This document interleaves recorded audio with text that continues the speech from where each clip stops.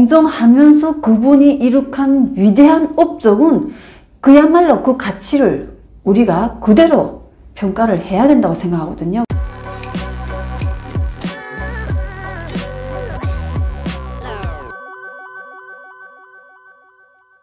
저번에 저희 생생현대사 방송을 할 때 박정희 대통령은 우리 민족의 햇님이다라는 말씀을 하셨습니다. 네, 저는 여러분들이 햇님이라는 것 개념을 어느 정도 크게 이미지를 가지고 계시는지 모르겠는데, 저는 지금도 같으지만은 북한에서 그 햇님이라는 게 제 목숨을 몇 번 더 구했거든요. 그 이제 예를 들면 제가 이제 대학을 다닐 때 교도대라는 걸 나갑니다. 그 북한은 대학생들이 이제 예비 군인이어서 6개월 동안에 이제 군사 훈련을 받으러 가는데, 저는 겨울에 갔거든요. 그래 겨울에 가면은 얼마나 춥습니까? 영하가 아닙니까? 영하. 그렇죠. 북한 추위는 남쪽하고는 또 다르죠. 또 다르죠. 그때도 뭐 지구온난화가 생겨서, 제가 어릴 때 이제 10살 전에 때는 영하 한 20도, 30도 보통이 됐지만, 제가 이제 10년 후 대학에서 이제 교도대라는 걸 갈 때는 그래도 뭐 마이너스 30도까지, 영하 30도까지는 아니더라도 보통은 영하 10도는 떨어지거든요. 근데 그런데 이제 우리 뭐 난방이 하나도 없지 않습니까?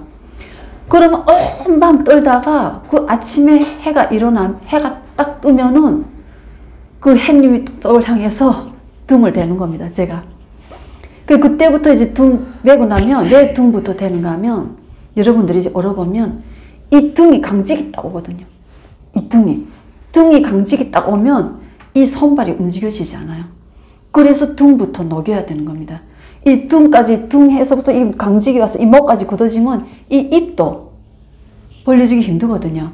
근데 이제 아침에 이제 체조를 시키니까 입은 벌려지는데 등이 막 아픈 겁니다. 그래서 등부터 돌려서, 그래 햇빛이 싹 스며들면서 이 몸 안에 있죠. 여러분들이 이렇게 물에 이제 잉크방울 떨면 이렇게 퍼져나가잖아요.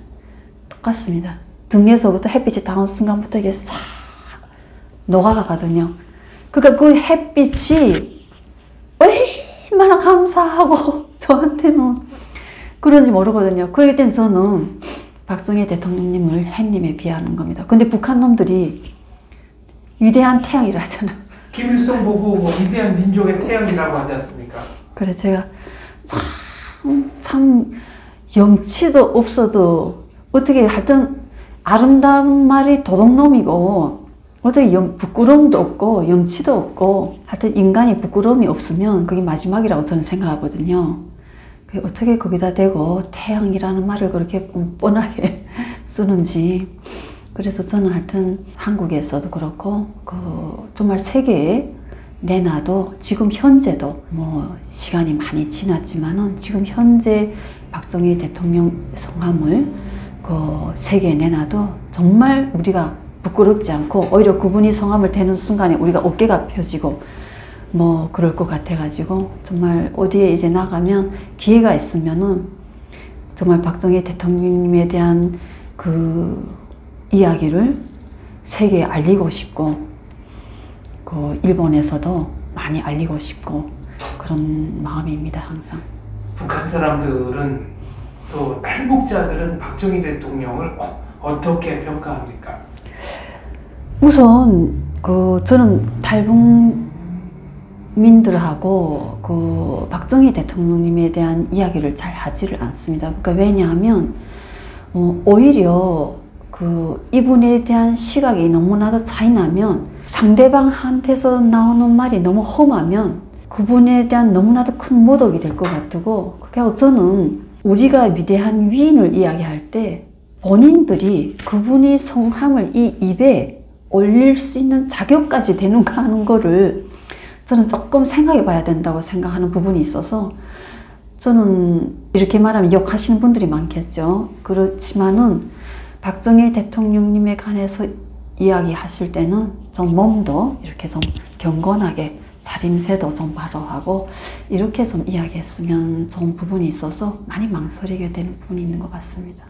방송 전에 저한테 신당동하고 구미 얘기를 하셨는데 그 얘기는 무슨 얘기입니까? 네.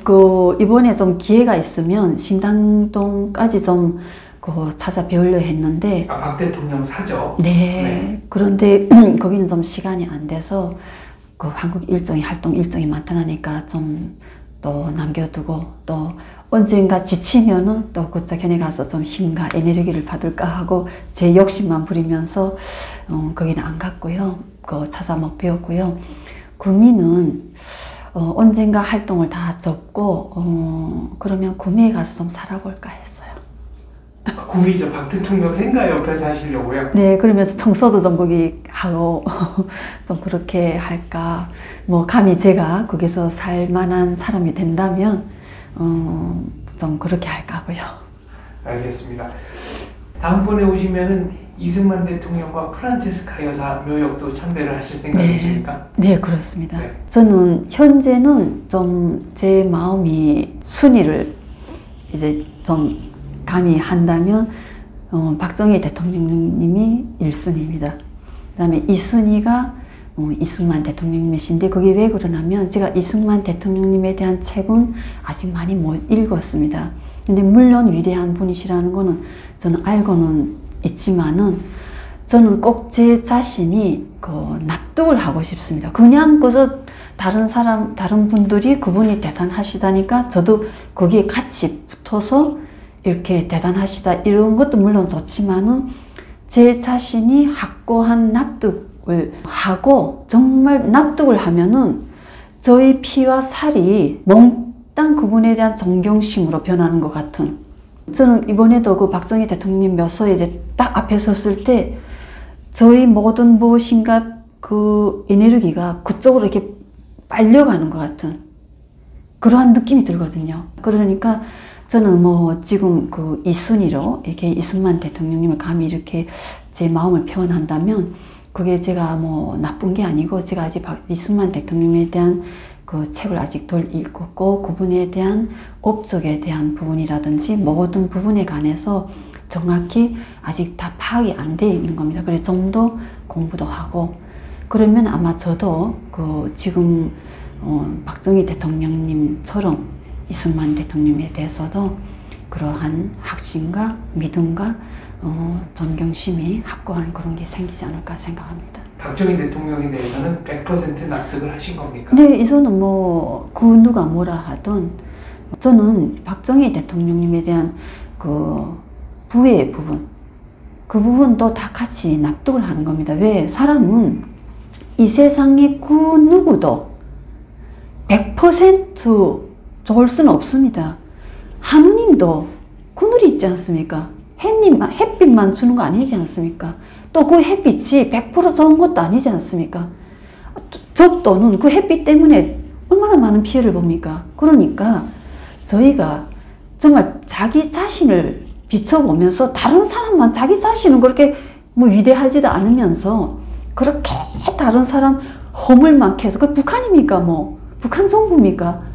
다른 사람의 허물만 딱 해서 그걸 가지고 트집을 잡아서 사람을 처벌하고 아니 자기들은 태양처럼 그렇게 해놓고 그 끔찍한 인간이 그 흡혈귀 같은 인생을 살면서 그러니까 저는 사람이 다 그분도 인간이지 않습니까? 인간이니까 그 부분도 우리가 다 납득을 하면서 공정해야 된다고 생각합니다. 공정해야 된다고 그렇게 하고 공정하면서 그분이 이룩한 위대한 업적은 그야말로 그 가치를 우리가 그대로 평가를 해야 된다고 생각하거든요. 근데 그게 안 돼 있는 것 같아서 저는 조금 더 우리가 본인이 양심에 좀 물어봐야 되지 않겠는가 그런 생각을 하면서 저는 확고부동합니다.